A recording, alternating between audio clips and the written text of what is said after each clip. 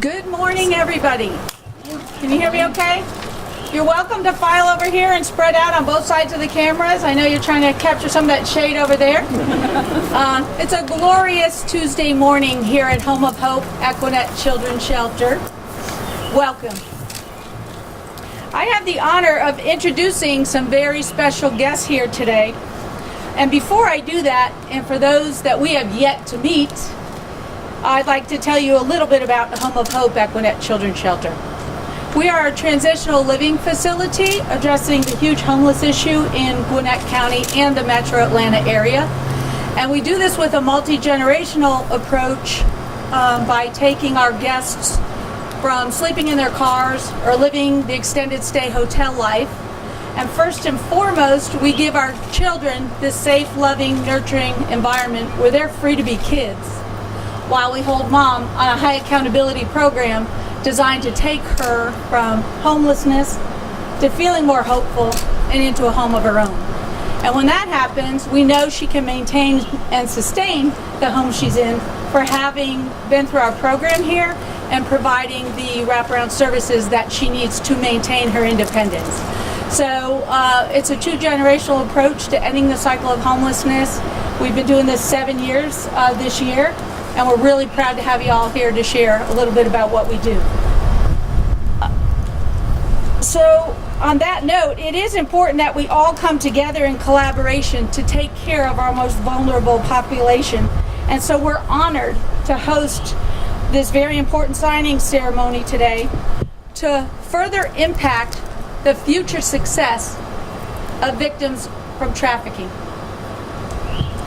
With that, I'd like to do some introductions. I have many of my board of directors here that this place doesn't run, doesn't operate without them. So if I call your name, would you please stand forward? Our board chairman, Mr. Jim Lloyd, and his lovely wife, Cindy. Our vice chair, Mr. Doug Meyer. Charles Reed, Dave Earhart, Leanna Roach. Where's Leanna? Sorry, here's some dishes. And Barry Sanders. I want to thank Senator Clint Dixon for the phone call recently to invite us to host this event. Clint, where are you? Thank you so much. Appreciate the opportunity. And with that, I'd like to present Marty Kemp, First Lady of Georgia. Well, Marty, there you are. Thank you. And I have the privilege today and the distinct honor to introduce the Honorable Brian Kemp, Governor of the great state of Georgia. God bless you. Well, thanks, Maureen, and I hope Senator Dixon didn't just invite us and invite himself and us to come. Hopefully he asked you if we could be here today, which I know that he did. But I just want to thank you guys for what you're doing. I mean, what a great mission that you have, and also I want to thank the board. I know that these things don't run without a lot of really good business people on the board, but also a lot of people that have big places in their heart, also in their checkbooks at times to help fund these things. So thank you guys all for having us, and thank you for what you're doing. And I certainly am honored to be here today with our First Lady. And as I've said many times, there's no one in the country that's done as much as Marty Kemp, the members of the Grace Commission working with the Georgia General Assembly, and a lot of advocates to end human trafficking and get support to victims. Nobody in the country has done as much, and we are certainly leading the nation in that regard. And I know that the countless victims and people across the state are appreciative like I am for their efforts. We're also just incredibly excited to be joined by a couple of our floor leaders, Senator Clint Dixon, who this is his home district. Certainly appreciate the great work he's done serving the people of the 45th Senate District. In only his first year, we threw him into the fire quick this session, and he just did a great job. Representative Josh Bonner is another one of my floor leaders. Josh and I go way back. He's also a great member of the Georgia National Guard, as well as a member of the General Assembly, and just a good man, and I appreciate Josh's leadership as well. And certainly my friend and great leader in her own right, who probably everybody in the state will know your name, coming really soon, Representative Bonnie Rich, who's been just a great leader also from Gwinnett County, and Senator Kay Kirkpatrick, who has just led on a number of issues, and one of those this year came from a couple of the Girl Scouts that are here today, Sophie and Emily, and I want to thank you guys for being involved in the political process and lobbying Senator Kay on some great policy initiatives. I mean, she's a good person. You can see that she listens to all of her constituents, no matter how young they are, and sometimes some of the best ideas we get are from young folks. So, Senator, thank you for being here. And I will just remind everyone, as I said in my State of the State address earlier this year, despite our shared challenges, and we've certainly seen more than most over the last year, Georgia is rich with good soil. And this past year has reflected our resilience as a state and as Georgians. And it's highlighted our responsibilities as state leaders to plant seeds that will ensure Georgia remains the best place to live, work, and raise a family in the country. And of course, doing that requires us to take divisive action to eradicate the sinister crimes and bad actors that threaten our communities and especially our children. And as Marty will tell you, no industry embodies that theft of innocent and opportunity more than human trafficking. The Grace Commission under Marty's leadership has been hard at work these first 2 years in office, helping crack down on traffickers and protect the victims of this evil industry. And she and her team, quite honestly, led the fight against human trafficking since the start of our first day in office. And as I said earlier, Georgians are lucky to have her, and I am too. But as we stand before you today, we know that Gwinnett County is one of the main hubs for human trafficking in our state. And the folks here at House of Hope are on the front lines of this fight every single day, and we are just incredibly grateful for all of your efforts. But this problem is not just singular to the metro Atlanta region. In fact, we know it's happening in communities in every corner of our state. So we cannot waste time. We cannot ignore what we know is happening all around us, and we must take action. And in a moment, we will do that. I'll be signing 3 pieces of legislation that serve as an important step in achieving our goal to support victims and end human trafficking in Georgia once and for all. First, SB 33 allows victims of human trafficking to sue their traffickers, as well as anyone else who knowingly benefited financially from their victimization. These lawsuits may be filed within 10 years of the date of the offense or the victim's 18th birthday if the victim is a minor. The bill also creates a cause of action allowing the Attorney General to file suit against human traffickers and their associates. Next is SB 34, which amends Georgia's name change statute to protect the privacy and safety of human trafficking survivors who wish to change their name. Currently, Georgians wanting to change their name must file a petition for name change, and there must be public notice in the local paper. This bill will protect the victim's privacy by allowing them to file their petitions confidently or confidentially under court seal. And I want to thank Marty as well as both of our hard-working floor leaders, Senator Dixon and Representative Bonner, for working this bill in the General Assembly. Last, I'm proud to sign HB 287, which requires schools to teach human trafficking awareness to students in 6th through 12th grade, and also adds tobacco and vapor products to the list of categories included in Georgia's mandatory alcohol and drug awareness education program. We thank you two young ladies for that, so great work. Girl Scout Troop 13, well, how do y'all say that? 13560. All right, there we go. Girl Scout Troop 13560. Did I get it right? Research this idea of increasing student awareness of vaping awareness and reaching out to the legislature with their ideas. And this bill originally only addressed vaping and tobacco education, but through the hard work of our First Lady, Representative Rich, and Senator Kirkpatrick, as well as the Georgia Academy of Family Physicians and the Girl Scout Troop 13560. Represented by Sophie and Emily, Georgia students will now be trained on how to spot human trafficking as well. I want to again thank Marty and the legislative leaders who are here with us today, and those that are not, for fighting around the clock for these pieces of legislation. And I will remind you that all of these human trafficking bills have passed with bipartisan, unanimous support, which is really saying something. You know, as I've told folks every session, that some of the only bills that ever get unanimous passage have been Marty's. And I'm still very confused by that. Believe you me, she reminds me often of that. But we are certainly proud of this, and I just want to thank everybody for being here. Also remind you, if you are someone that's trapped, someone currently being trafficked, know that we will not stop until you are set free.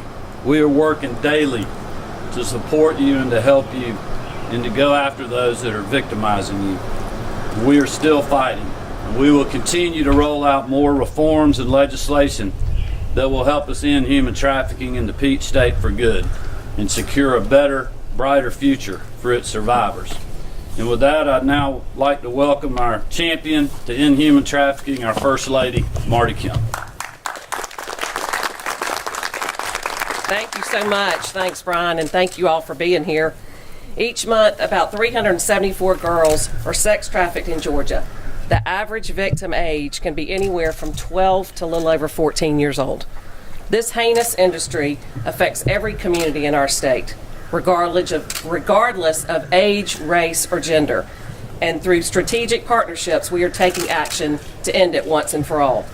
As Brian said, we've been in the fight from day one, forming the Grace Commission, implementing statewide trainings, a new hotline, law enforcement task forces, and working with those on the front lines to support these victims, to fight to support the victims. And today, as Brian signs SB 33, SB 34, and HB 287, we continue to send that message that there is no place for human trafficking in this great state of Georgia. These pieces of legislation are products of our efforts with our great partners and state leaders, and I couldn't be more grateful. Thanks to a successful legislative session, we have continued our efforts to combat human trafficking and bring justice for the victims. But none of this would be possible without our strong support network here in Georgia and across the country. Without the help of our partners, including Senator Clint Dixon, Representative Josh Bonner, Representative Bonnie Rich, and Senator Kay Kirkpatrick, we are now doubling down on our efforts and renewing our commitment to the fight against human trafficking. With these important initiatives, we can continue taking important steps to end modern-day slavery and ensure that our state is a safe haven for those who have been victimized. But I want every Georgian and the perpetrators, I'm so sorry. But I want every Georgian and the perpetrators of this evil industry to hear me loud and clear. These are only the most recent steps in the ongoing fight to end human trafficking, and certainly not our last. As more and more Georgians join us in this important mission, we will continue to make lasting change in our state by giving a voice to the voiceless, supporting victims, and bringing justice to the criminals who support this sinister enterprise. We will continue to shine a bright light on a dark place and change lives for the better. Thank you again for being here today for this historic moment. God bless you all, and God bless this great state of Georgia. Thank you.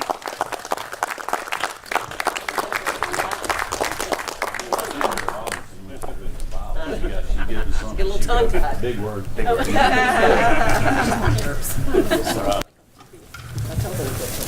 ready to sign?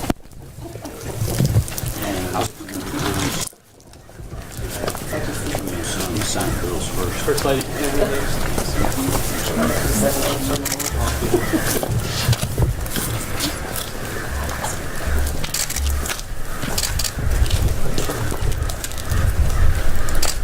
All right, we're going to see what we got here.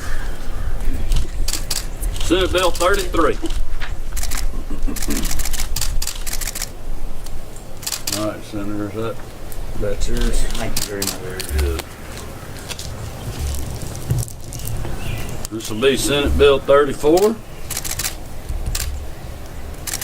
I'll give your cohorts a pen. I think so, yes, sir. Sophie, you and Emily want to come up here where we can get y'all in here for your leadership? Why don't each of y'all get on one side of it right here?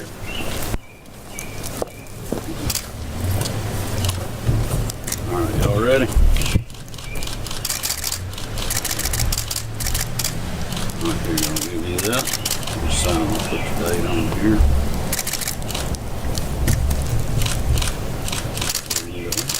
All right, congratulations.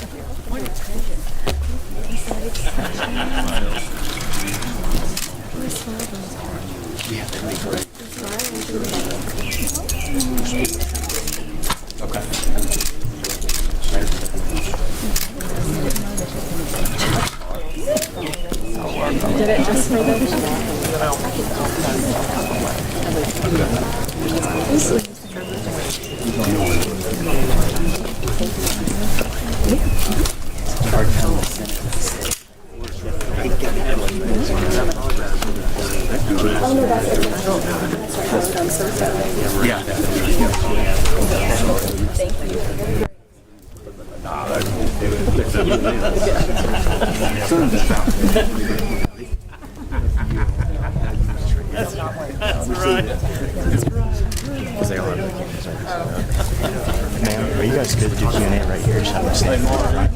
Perfect. Sounds good. Just saying in general.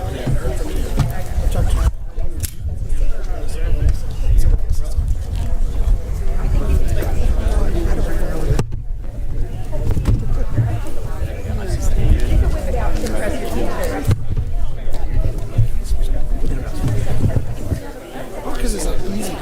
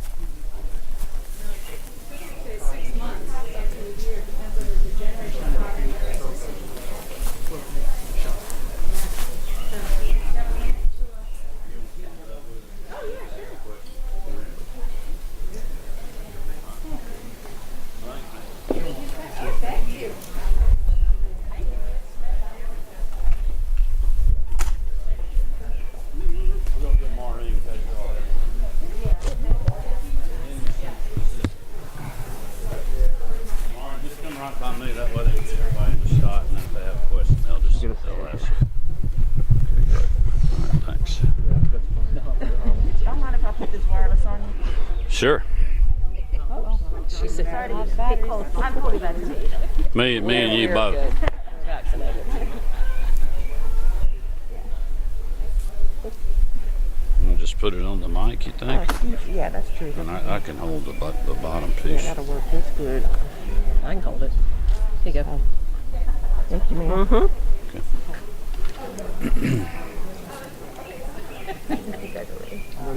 Say my arms, please. Okay. Governor, can you tell us why it was so important to get these bills, all three of them signed today in order?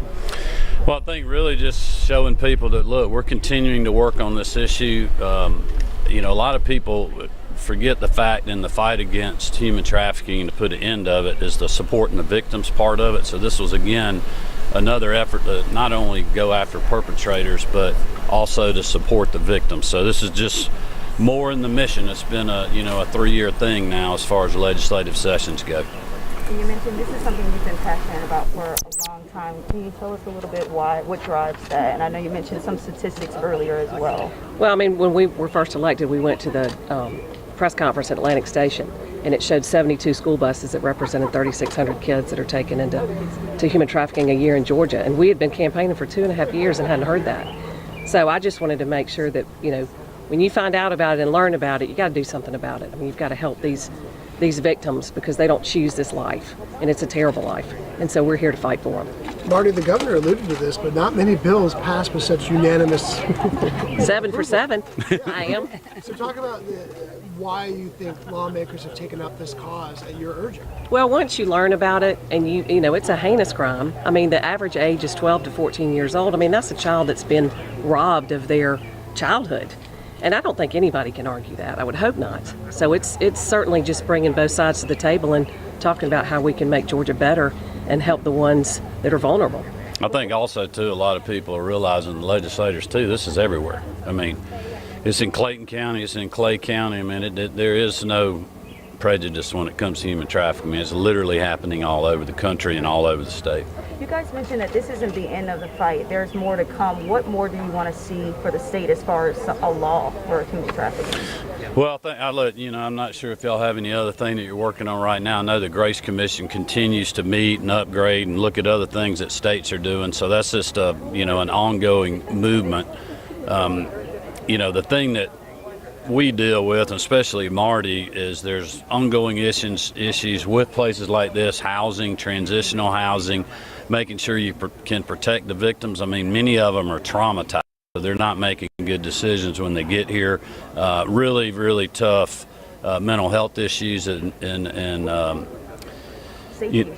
safety issues that they're dealing with. So, I mean, there is still more to do in the fight for sure. Okay, we're gonna have one more question. Greg, do you have a question? Well, I mean, you guys. Give me a reaction to Johnson & Johnson vaccine starting back up into Georgia.